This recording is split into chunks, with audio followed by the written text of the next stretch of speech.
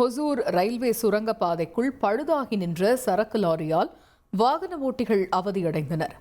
கூடுதல் விவரங்களுடன் இணைகிறார் செய்தியாளர் ஜெயசுராஜ். ஜெயசுராஜ், இந்த சம்பவத்தின் முழு பின்னணி என்ன, விவரிங்க.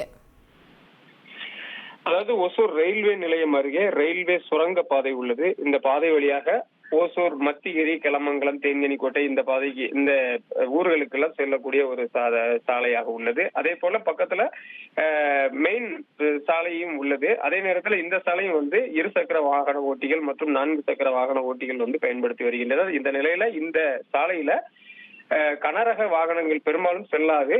ஆனா அதே நேரத்துல கனரக வாகனம் ஒன்று சரக்கு ஏற்றி சென்ற ஒரு வாகனம் உள்ளே சென்ற போது பழுதாகியது. இதனால அந்த பகுதி வழியாக சென்ற 2 சக்கர வாகன ஓட்டிகள் மற்றும் 4 சக்கர வாகன ஓட்டிகள் செல்ல முடியாமல் அங்கு ஒரு போக்குவரத்து தடை ஏற்பட்டது. இதனால வாகன ஓட்டிகள் கடும் சிரமத்தை சந்தித்தனர். 2 சக்கர வாகன ஓட்டிகள் ஒரு வழியாக சென்றாலும் 4 சக்கர வாகன ஓட்டிகள் திரும்பி செல்லக்கூடிய நிலை ஏற்பட்டது. இதனால இது குறித்து அந்த தகவல் அறிந்து சென்ற ஓசூர் நகர போலீசார் அந்த பழுதாகி நின்ற சரக்கு லாரியை அங்கிருந்து அப்புறப்படுத்தி அந்த போக்குவரத்தை சீர் செய்யும் பணிகளில் ஈடுபட்டனர். இதனால பகுதியில் நீண்ட போக்குவரத்து தடை ஏற்பட்டது.